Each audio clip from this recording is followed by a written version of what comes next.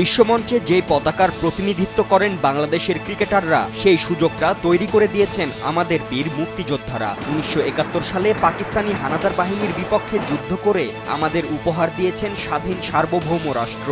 তাই তো এবার সেই মুক্তিযোদ্ধাদের প্রকৃত হিরো বলে আখ্যায়িত করলেন বাংলাদেশের জাতীয় দলের পেসার তানজিম হাসান সাকিব। জাতির গর্ব, ত্যাগ আর আত্মোৎসর্গের স্মৃতিবহ বিজয়ের মাসে মুক্তিযোদ্ধাদের প্রতি গভীর শ্রদ্ধা জানিয়ে নিজের ভেরিফাইড ফেসবুক পেজে দেয়া স্ট্যাটাসে সাকিব লিখেছেন,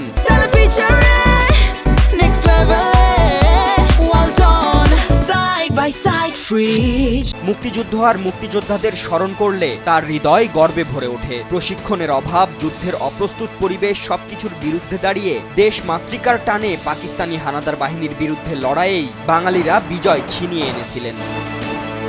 শুধু তাই নয়, সাকিব আরও লিখেছেন, আমি মুক্তিযোদ্ধাদের নিয়ে গর্ব করি, যাদের ছিল না কোনো ট্রেনিং, যারা জানতেন না যুদ্ধ কিভাবে করতে হয়, তবুও দেশের টানে অস্ত্র তুলে নিয়েছিলেন। তারাই আমাদের আত্মপরিচয় এনে দিয়েছেন।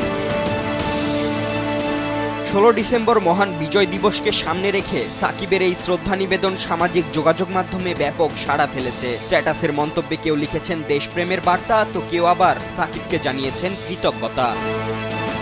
ফাতিন ইশরাক, কালবেলা।